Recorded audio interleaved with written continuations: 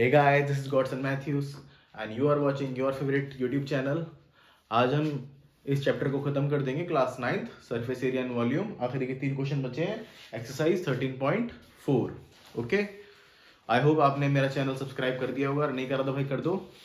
आप थोड़ा सा मोटिवेशन दोगे तो मेरे को और ज़्यादा मज़ा आएगा, और ज़्यादा नए नए चैप्टर बनाने में मैं भी मेहनत करूँगा। तो प्लीज़ सब्सक्राइब कर दो, मोटिवेशन मिलेगा इससे। और अगर कोई डाउट होता है तो कमेंट में मेरे को बताओ, मैं उस पर अलग से वीडियो बना दूंगा। चलो आज हम 13.4 के आखिरी के 3 क्वेश्चन करेंगे, क्वेश्चन नंबर 8, 9 एंड 10। फॉर्मूला मैंने आपको बता ही दिया था, एक बार फिर से लिख लेता हूं। यहां देखना, वॉल्यूम ऑफ स्फेयर क्या था बता दो मेरे को। 4/3 pi r cube. Volume of hemisphere, hemisphere का वॉल्यूम मतलब क्या बताया था, कैपेसिटी। और ये आधा है स्फेयर का, तो क्या हो जाएगा हेमिस्फेयर 2/3 पाई आर क्यूब। फिर मैंने एक चीज और बताई थी कि मान लो हमको स्लैंट हाइट दे रखी है हाइट के बदले, या फिर हाइट दे रखी है और स्लैंट हाइट दे रखी है, रेडियस नहीं दे रखी, तो उसका भी फॉर्मूला लर्न कर लेंगे। चलो छोड़ो, उसका रहने दो, आगे देखते हैं। A dome of a building is in the form of hemisphere। ये क्वेश्चन नंबर 8 है जिसको मैं रीड कर रहा हूं, अभी रीड करो अपनी नोटबुक में। A dome of a building is in the form of a hemisphere. From inside it was whitewashed at the cost of 4,989.60। If the cost of whitewashing is ₹20 per square meter। अब ध्यान से देखना, हमें बोला गया पहले inner surface area निकालना है डोम का, और फिर वॉल्यूम निकालनी है, ठीक है। बट हमको व्हाइट वॉश की कॉस्ट दे रखी है, बट हमें एरिया कुछ नहीं दे रखा, ना रेडियस गिवन, कुछ भी नहीं गिवन इस क्वेश्चन में। अब क्या करेंगे, तो मैं आपको बता देता हूँ सरफेस एरिया निकालने का फॉर्मूला क्या होता है। सरफेस एरिया निकालने का फॉर्मूला क्या होता है, देखो भाई, अगर मैं तुमसे सिंपल सी आसान भाषा में बोलता हूँ कि आपकी जो जमीन है वो 100 स्क्वायर सेंटीमीटर की है। कितने की है? 100 स्क्वायर सेंटीमीटर की है। और 1 स्क्वायर सेंटीमीटर पे हमें नहीं पता टोटल खर्चा आपकी जमीन पर कितना है। आपका जो छत है उसको पेंट करने में 100 रुपए खर्चा आया है। कितना खर्चा है? 100 रुपए। अगर मैं 1 स्क्वायर मीटर के 1 रुपए ले रहा हूं तो आपकी जमीन कितनी की होगी? टोटल खर्चा 100 रुपए का है, तो देखो 1 स्क्वायर मीटर का 1 रुपए, तो 100 स्क्वायर मीटर का क्या हो जाएगा? 100 रुपीज। तो आपका सरफेस एरिया कितना आ गया? 100 रुपए। चलो दूसरे एग्जाम्पल से देखते हैं। आप अपनी दीवार पर व्हाइट वॉश करवा रहे हो, आपकी दीवार का जो टोटल खर्चा है ना पेंट करने का, वो 2000 रुपये आया है। कितना है? 2000 रुपये। और मैं पैसे जो चार्ज करता हूं वो करता हूं 10 रुपए स्क्वायर फीट के हिसाब से।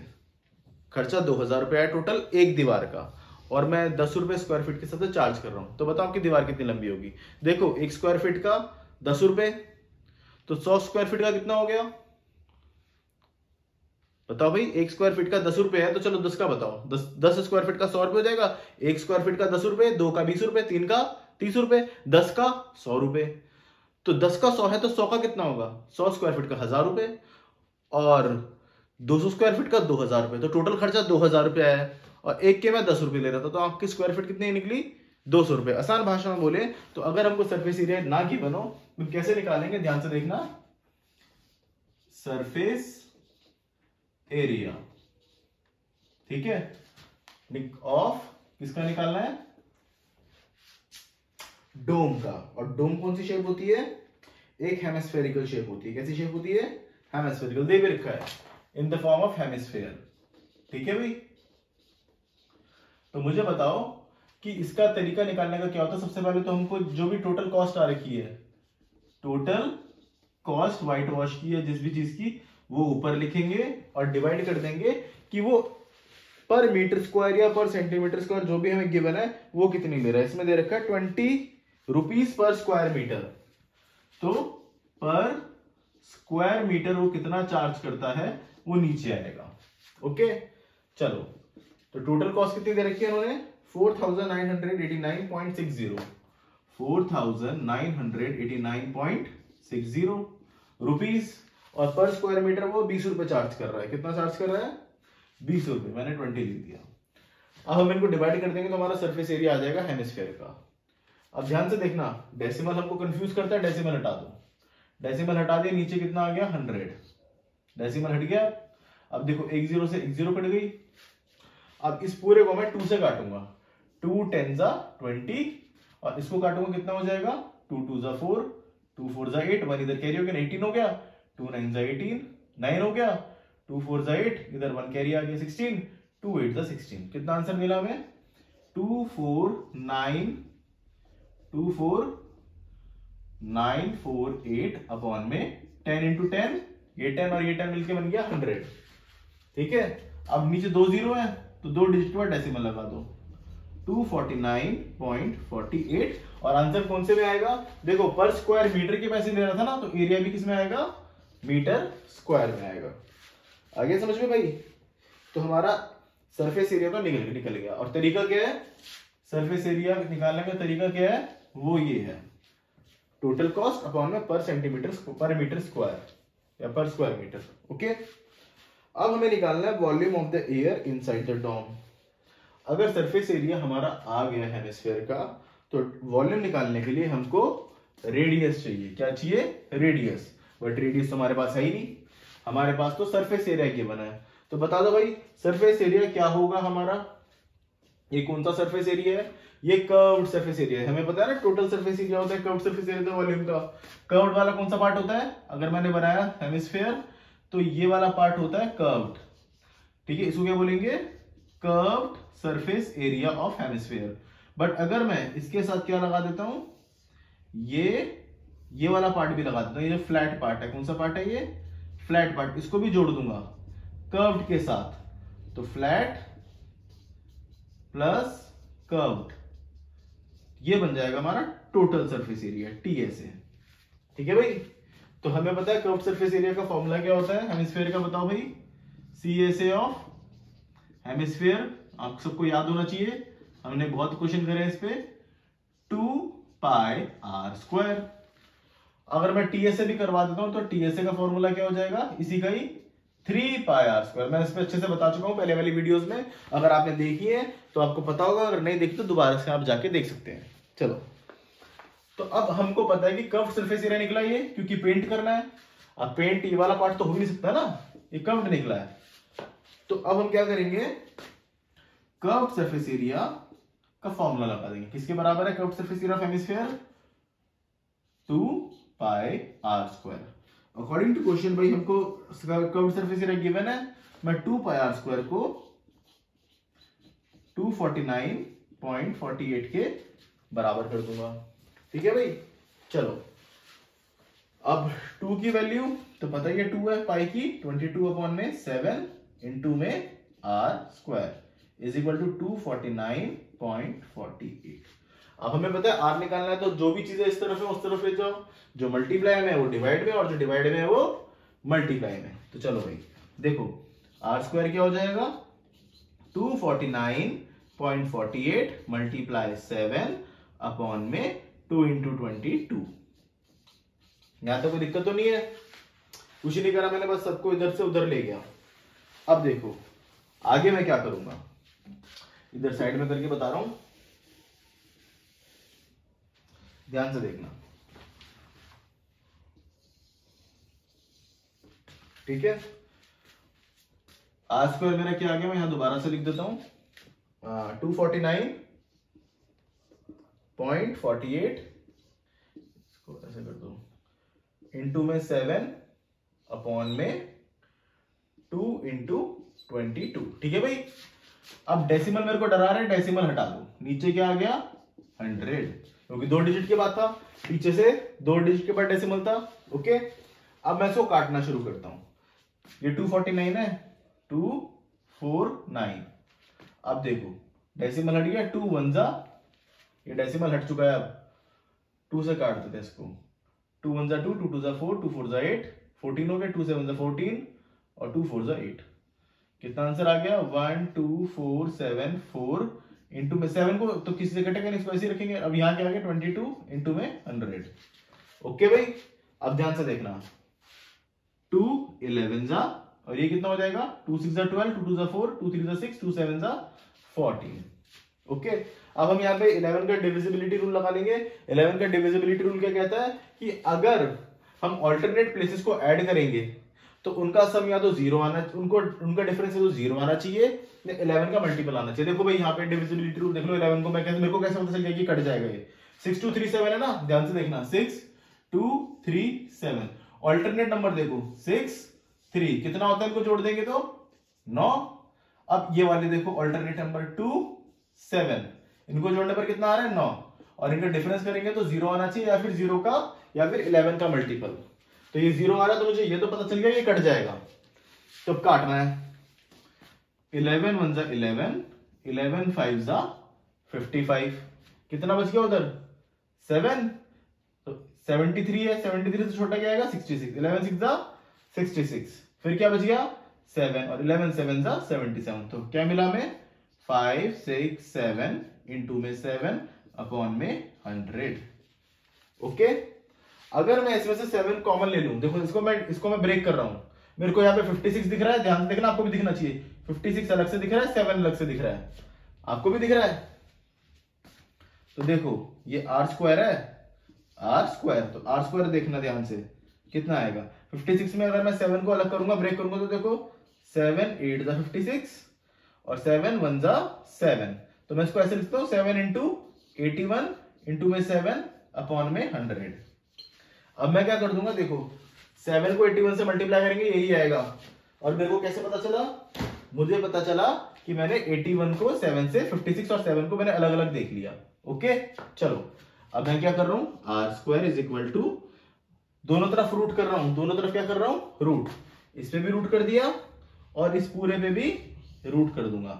7 इंटू 81 को मैं ऐसे लिख सकता हूं 9 इंटू 9, पहले देखो ये 7 और ये 7 साथ में लिख रहा हूं, इस 81 को ऐसे लिख रहा हूं 9 इंटू 9 अपॉन में 100 को 10 इंटू 10।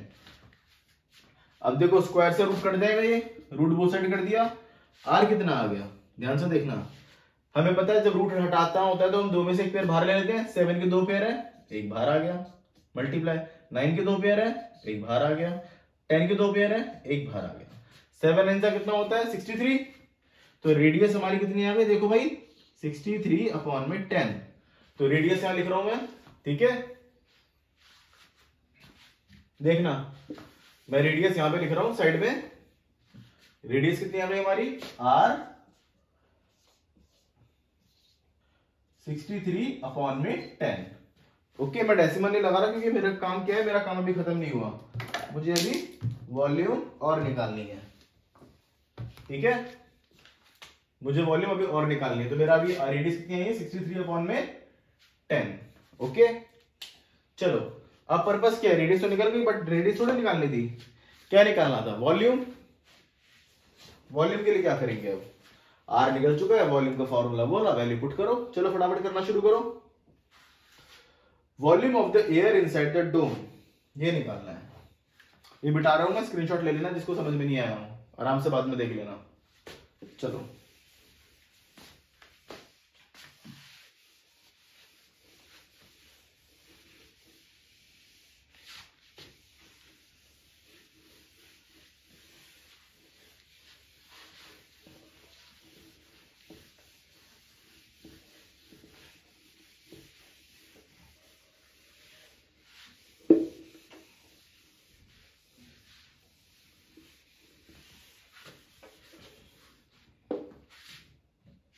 चलो देखो भाई, volume of dome, volume of dome किसकी शेप में है, 4/3 पाई आर क्यूब, 4/3 इंटू में 22 अपॉन में 7, आर कितना है 63 अपॉन में 10, तो मैं क्या करने वाला हूं 63 अपॉन में 10 का क्यूब, ध्यान से देखो 4/3 इंटू में 22 अपॉन में 7 इंटू में 63 अपॉन 10, 3 बार करूंगा 63 अपॉन 10, 63 अपॉन 10, ठीक है भाई, ज्यादा घबराने की जरूरत नहीं है, 10 को हमें छेड़ना नहीं है। हाँ, हमें इतना पता चल गया कि 7 1 7, 7 9 63। ओके, दूसरी चीज क्या जाएगी, 3 1 3, 3 3 9। हमारे पास अब बचा है क्या है, 4 को मैं 22 से मल्टीप्लाई कर देता हूं एज यूजुअल 88, इसको इससे बड़े नंबर से नहीं करना, 3 को किससे मल्टीप्लाई करेंगे, इस 3 को करेंगे 63 से मल्टीप्लाई, देखो कितना आएगा 189 आना चाहिए, करके देखते हैं। देखो 63 इंटू 3, 3 3 जा 9, 3 6 जा 18, 189 आ गया। इसको मल्टीप्लाई कर देंगे 63 से, अपॉन में नीचे क्या है 1000, क्योंकि 10,000। 89 को 63 से मल्टीप्लाई करो, 22 88 से लास्ट में करेंगे क्योंकि ये सेम नंबर है तो इसको कैलकुलेशन करने में आसानी होगी। चलो 189 इंटू 63, देखो 3 9 27, 8 3 24, 25 26, 3 1 3 4 5, फिर 6 9 54, 6 8 48, 48 प्लस 3 5, 48 प्लस 5 कितना होगा 53, 3 5, 6 1 6, 6 5 11, 7 6 4 10 10, 5 प्लस 3 4, 5 प्लस 3 8 1 9 1 1, हमारा मल्टीप्लाई करके कितना आया 11907, 11907। ओके, अब हमें क्या काम करना है, इसको 88 से मल्टीप्लाई करना है, कर देते हैं 88 से मल्टीप्लाई। देखो 7 8 56 होता है, 8 7 56, 6 यहाँ 5 ऊपर आएगा, 8 0 0 0 प्लस 5 5, तुम डायरेक्ट 56 भी लिख सकते थे। 8 9 72, 2 यहाँ 7 ऊपर, 8 1 8, 8 प्लस 7 15, 8 1 8, 8 प्लस 1 9, क्रॉस सेम ही नंबर आएगा तो सेम ही रिपीट कर दो, 6 5 2 5 9। क्या करा मैंने, इसी नंबर को पीछे से सेम रिपीट कर दिया, ये मेरी कैलकुलेशन आसान हो गई। 6 5 प्लस 6 11, 5 प्लस 3 8, 5 प्लस 2 7, 9 प्लस 5 14, 1 10, कितना आ गया आंसर 10 104 7816, 104 7816 अपॉन में 1 2 3। ठीक है भाई, अब 3 0 तो 3 के बाद डेसिमल लग जाएगा, लगा देते 3 के बाद डेसिमल, यानी कि 1047.816। यूनिट क्या है, रेडियस किस में आया था हमारा, रेडियस आया था हमारा मीटर में, तो ये हो जाएगा मीटर क्यूब। समझ में आया, चलो फटाफट कॉपी करो।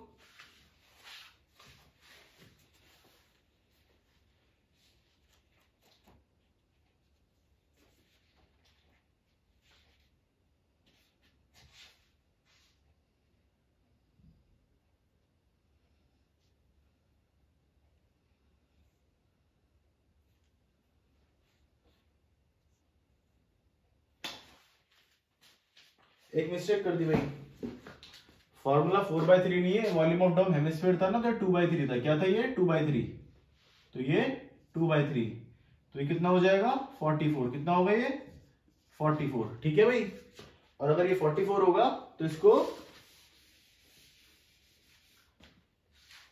मल्टीप्लाई करा था, कितना आया था भाई 44 इंटू में 189 को 63 से मल्टीप्लाई करा तो क्या होगा 11907, 11907 अपॉन में 1000।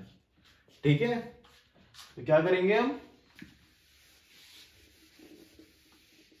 इसको 44 से मल्टीप्लाई करेंगे, किससे मल्टीप्लाई करेंगे 44 से, 11907 मल्टीप्लाई बाय 44। ध्यान से देखो, 7 4 28, 4 9 36, 4 1 4 प्लस 3 7, 4 1 4, सेम नंबर को रिपीट कर दो, 8 2 6 7 4, 8 10 6 3 9, 6 6 12 13, 7 5 12, और ये 523908, 523908 अपॉन में 1000। तीन जीरो है तो नीचे 3 डिजिट के बाद पीछे से आ जाएगा, पीछे से 3 1 2 3, कितना आ गया 523 पॉइंट, ध्यान से देखना 523.908 सेंटीमीटर क्यूब, ये आंसर है। ठीक है भाई, चलो वो गलती से मैंने हेमिस्फीयर का फॉर्मूला लगा दिया था, स्फीयर का लगा दिया था, हेमिस्फीयर का लगाना है। चलो फटाफट करो।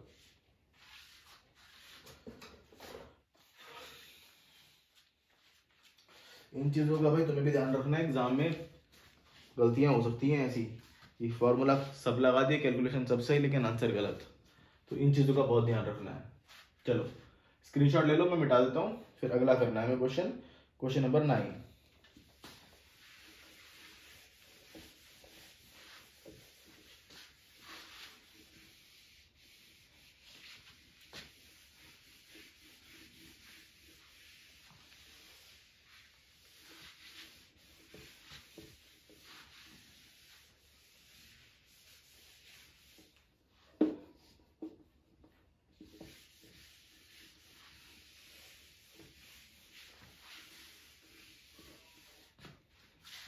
चलो अगला क्वेश्चन देखते हैं। अगले क्वेश्चन में हम ध्यान से समझेंगे, इसमें सारा गेम वॉल्यूम का है। देखो 27 solid iron spheres each of radius r. अभी स्फीयर की बात हो रही है, यानी कि बॉल की बात हो रही है। अब रेडियस इनकी आर है और सरफेस एरिया एस है। इनको पिघला दिया गया, 27 छोटी छोटी बॉलें थी, उनको पिघला के एक बड़ी बॉल बना दी। क्या कर दिया? From a sphere with surface area S dash. अब जाहिर सी बात है छोटी बॉल का सरफेस एरिया कम होगा, बट ऐसे 27 थे, उनको पिघला के एक बड़ी बॉल बना दी। तो जाहिर सी बात है उनकी कैपेसिटी तो चेंज नहीं होगी ना, चाहे 27 छोटी बॉलें ले ले, चाहे एक बड़ी बॉल मिला के बना दे, उनकी कैपेसिटी, उनका वॉल्यूम, उनका वजन तो कम नहीं होगा, है ना। वेट तो सेम है, वॉल्यूम सेम है, अंदर की स्पेस भी सेम है। ऐसा तो नहीं है ना कुछ एक्स्ट्रा डाल दिया, कुछ एक्स्ट्रा निकाल दी, ऐसा तो नहीं किया। तो इस केस में हमारा 27 छोटी छोटी बॉल्स की और एक बड़ी बॉल की जो उनसे पिघला के बनाई है, मेल्ट करके बनाई है, सेम ही होगी। समझ रहे हो?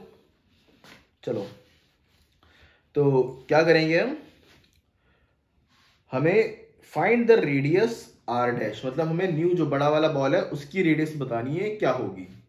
और हम इन टर्म्स ऑफ किस में बताएंगे? इन टर्म्स ऑफ पुराने वाले जो छोटी छोटी बॉल थी उनकी रेडियस के टर्म्स में इसका आंसर बताएंगे। ओके, बट हमने क्या देखा, हमें रेडियस बताने से पहले हमें क्या देखना है कि इनकी वॉल्यूम सेम होगी। तो मैं देखो क्वेश्चन में क्या लिख रहा हूं, volume of big sphere, volume of big sphere that is V dash is equal to 27 is equal to 27 volume of small spheres that is V। ठीक है, हम जानते हैं V डैश का फॉर्मूला क्या हो जाएगा, वॉल्यूम का फॉर्मूला 4/3, स्फीयर का याद रखना है पाई आर डैश का cube is equal to 27 into में 4/3 पाई आर क्यूब। ओके, हमें आर डैश निकालनी है, न्यू रेडियस निकालनी है, न्यू वॉल्यूम की, बिग स्फीयर की। तो बाकी सारी चीजें उधर भेज देते हैं। क्या होगा, आर डैश का cube is equal to 27 into में 4/3 पाई आर क्यूब इंटू में, ये देखो ये ऊपर चला जाएगा 3, ये नीचे आ गया 4, पाई नीचे आ गया, पाई कहां आ गया, इंटू में पाई। ठीक है, ध्यान से देखना, 3 से 3 कट गया, 4 से 4 कट गया, पाई से पाई कट गया, बचा क्या, आर डैश का cube is equal to 27 r cube. मुझे बताओ कि क्या मैं 27 को ऐसे लिख सकता हूं, आर डैश का क्यूब इज इक्वल टू 3 का क्यूब इंटू में आर का क्यूब। कुछ फर्क पड़ेगा? हमने एक्सपोनेंशियल पावर चैप्टर में सीखा था कि अगर बेस अलग अलग हो और पावर सेम हो, एक्सपोनेंट सेम हो, तो बेस एक्सपोनेंट कॉमन आ जाता है, यानी कि आर डैश का क्यूब इज इक्वल टू क्या हो जाएगा, 3r का होल क्यूब। याद है ना प्रॉपर्टी, ये प्रॉपर्टी थी a की पावर m इंटू में b की पावर m, ab की पावर होल m, ये प्रॉपर्टी थी एक्सपोनेंशियल पावर में। तो अब मैं क्या लगा दूंगा, cube root both side, cube root both side. तो r cube, r dash cube का तो आर डैश हो जाएगा, क्या हो जाएगा, आर डैश, और इसका हो जाएगा 3r। तो रेडियस कितनी आ गई, नए वॉल्यूम की या नए स्फीयर की रेडियस कितनी आ गई, पुराने रेडियस के मुकाबले 3 टाइम्स, 3 गुना आ गई। ओके, समझ में आया आपके? चलो पहला पार्ट हमारा हो गया है। सेकेंड पार्ट हमें निकालना है ratio of the surface area of old radius versus new radius. ठीक है, चलो सरफेस एरिया पुराने रेडियस से और सरफेस एरिया नए रेडियस से निकाल लेते हैं रेशियो। यहां पे करता हूं, ठीक है, ध्यान से देखना। हाँ, पहले मैं लिखता हूं सरफेस एरिया, ऐसे लिख रहा हूं शॉर्ट फॉर्म में, आप ढंग से पूरा लिखना, ठीक है। सरफेस एरिया किसका, पुराना वाला, यानी कि surface area that is s dash is equal to क्या होता है भाई स्फीयर का 4 पाई आर स्क्वायर, ठीक है। इसको हम इक्वेशन 1 नाम ले लेते हैं। उसके बाद क्या करते हैं, surface area that is S, ये पुराना वाला है इसलिए एस डैश लगाए, इसमें एस डैश लगा रहे नए वाले में, इज इक्वल टू क्या हो जाएगा 4 पाई आर डैश का स्क्वायर।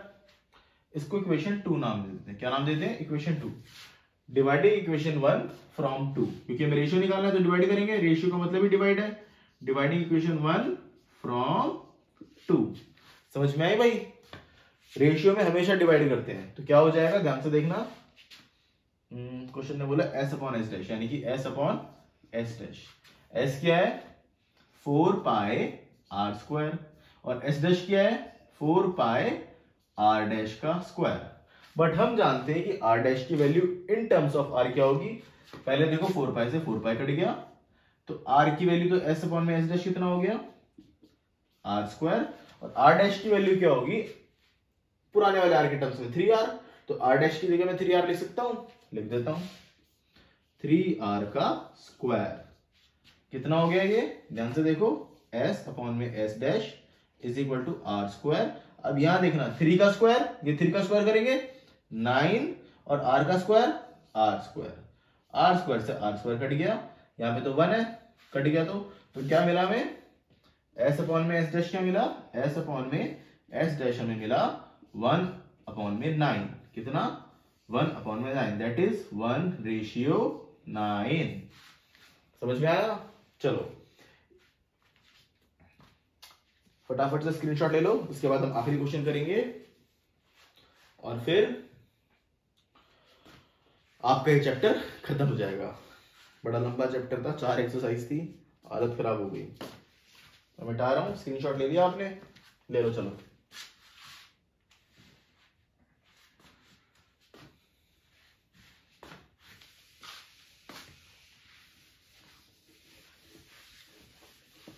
ये सारे क्वेश्चन कराने का पर्पस एक ही है कि आपकी कैलकुलेशन अच्छी हो सके, दैट्स इट, और कोई पर्पस नहीं है इसका। अगर आपकी कैलकुलेशन अच्छी होगी तो आपको एग्जाम में कम से कम टाइम में ज्यादा से ज्यादा सम कर पाओगे, और फिर आप चेक भी कर सकते हो एट द एंड कि आपने सही किया है या गलत किया है, कोई सिली मिस्टेक तो नहीं है, यूनिट लगाना तो नहीं भूल गए, ये सब देखना बहुत जरूरी है। चलो, a capsule of medicine is in the shape of a sphere of radius 33.5 mm। हमको डायमीटर दे रखा है एक स्फीयर का 3.5 mm। उसके अंदर हमें कितनी मेडिसिन आ सकती है ये बताना, मतलब कि उसके अंदर कितनी स्पेस है, यानी कि कितना वॉल्यूम निकलेगा। जब भी बात होती है हाउ मच मेडिसिन, और यहाँ पे लिखा हुआ भी है देखो यूनिट इन mm क्यूब, और क्यूब किस में लगता है वॉल्यूम में, तो हमें ये तो पता चलेगा कि हमें क्या निकालना है इसका वॉल्यूम, क्योंकि यूनिट भी दे रखी है वॉल्यूम की, और हमें बोल रखा है कि कितना क्वांटिटी हम इसमें भर सकते हैं। जब ऐसी बात आएगी तो क्या निकालना है, कैपेसिटी, जो कि वॉल्यूम है। चलो, हमको डायमीटर गिवन है, हमारे सारे काम हो जाएंगे 3.5, बट तरीका देख लो, वही अपना गोल्डन रूल, डायमीटर अगर हमें 3.5 mm गिवन है तो रेडियस हो जाएगा डायमीटर का आधा, दैट इज 3.5 अपॉन में 2 mm। बट हमें करना क्या है, हमें डेसिमल को हटा देना है, और r क्या हो जाएगा हमारा 35 अपॉन में 20 mm। और बड़ी ही समझदारी के साथ इसको डिवाइड मत कर देना गलती से, डिवाइड कर दोगे डेसिमल में आंसर आ जाएगा, कैलकुलेशन बहुत लंबी हो जाएगी। वॉल्यूम निकालो भाई, वॉल्यूम ऑफ मेडिसिन, कौन सा स्फेरिकल मेडिसिन, वॉल्यूम ऑफ, मैं स्फीयर लिख रहा हूं, तुम स्फेरिकल मेडिसिन लिखना, स्फेरिकल चलो लिख देता हूं, स्फेरिकल मेडिसिन, ठीक है भाई। क्या है 4/3, स्फीयर है तो pi r cube is equal to 4/3, pi की वैल्यू 22 अपॉन में 7, और आर क्यूब यानी कि 35 अपॉन 20 का क्यूब कर दो भाई, ठीक है, यहां ध्यान से देखो, यहां से कर रहा हूं 4/3 इंटू 22/7 इंटू में 35/20 का क्यूब है। ठीक है, 35/20 का क्यूब का मतलब है कि इसको हम 3 बार लिखेंगे, 35/20, 35/20 और फिर 35/20। यहां तक किसी को डाउट तो नहीं है? कुछ नहीं करा, खाली वैल्यू पुट करिए बस। देखो 7 1 7, 7 5 35। अब देखना ध्यान से, 2 10 20, 2 2 4, 2 1 2, 2 10 20। ठीक है, 2 11 22, 2 10 20। पर्पस क्या है हमारा? सबको 10 10 में कन्वर्ट करना है। 10 10 में क्यों करना है? ताकि ये लास्ट में डेसिमल शिफ्टिंग में हमारे काम आएंगे। ओके, चलो, और तो कुछ नहीं कट रहा। ये 11 और 5 मल्टीप्लाई हो जाएंगे, 11 5 55 इंटू में 35 इंटू 35 अपॉन में 3 इंटू में कितना हो गया 1000। इसको मैंने अलग से करा है, इसको मैं डिवाइड करूंगा। 35 को मल्टीप्लाई कर लेते हैं, कितना होता है 35 35, 5 5 25, 5 3 15, 16 17, 3 5 15, 3 3 9 10, 5 5 plus 7 12, 2 1, 1225 हमारा आंसर आ गया। ओके, अब इसको 55 से मल्टीप्लाई करना है। लो ये भी कर लेते हैं, 1 2 2 5 इंटू 55। मल्टीप्लाई ऐसी करनी है जिस तरीके से मैं बता रहा हूं, इससे कैलकुलेशन आसान होगी। इनको और इनको नहीं छेड़ना, 55 आ जाए और नीचे 1000 आ जाए, 0 0 आ जाए, उनको नहीं छेड़नी, वो डेसिमल शिफ्टिंग में और मल्टीप्लाई करने में फायदा देंगे। अब देखो 5 5 25, 5 2 10 11 12, 5 2 10 plus 1 11, 5 1 5 6। सेम नंबर को रिपीट कर देते हैं, 5 7 3 7 6, 6 7 3 7 5। ओके, 6 7 3 7 5 अपॉन में 3 इंटू 1000। अब हमें इसको 3 से डिवाइड करना है, इसको 3 से डिवाइड करना है। लोग कर देते हैं इसको भी 3 से डिवाइड। ध्यान से देखना, 6 7 3 7 5, 6 7 3 7, 6 7 3 7 5 डिवाइड बाय 3। ठीक है भाई, चलो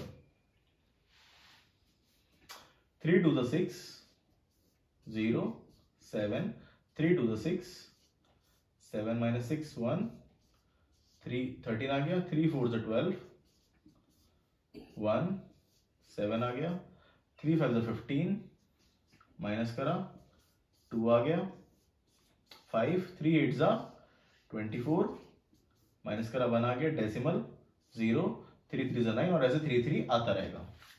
ठीक है, तो क्या आंसर है हमारा 22458.33 अपॉन में 1000। अब हम जानते हैं नीचे 1000 है, डेसिमल शिफ्टिंग करेंगे, डिवाइड में तो 1000 इस तरफ, डेसिमल इस तरफ आएगा, कितने डिजिट के बाद जाएगा 3 के बाद, तो 1 2 3। आंसर कितना आ गया 22.4583 mm क्यूब। कौन सा क्यूब? क्योंकि रेडियस किस में दी हमें, डायमीटर mm में दिया था, तो m मिलीमीटर क्यूब। ठीक है भाई, कोई डाउट? कोई डाउट तो नहीं है ना? तुम्हारी बुक में आंसर दिया हुआ है पीछे, अप्रोक्सीमेट 22.46 अप्रोक्स। हमने एक्यूरेट निकाल दिया। अगर एक्यूरेट निकालना है तो ये 3 हटा के ऊपर बार लगा दो, एक्यूरेट आंसर आएगा। ठीक है, इधर अप्रोक्स लिख सकते हो तुम। चलो, इसी के साथ आपका चैप्टर ये खत्म हो गया है, class 9 surface area and volume. I hope आपको वीडियो अच्छी लगी होगी। अगर अच्छी लगी है या नहीं भी लगी है तो लाइक शेयर और सब्सक्राइब जरूर कर दो। ठीक है भाई, चलो, गुड नाइट।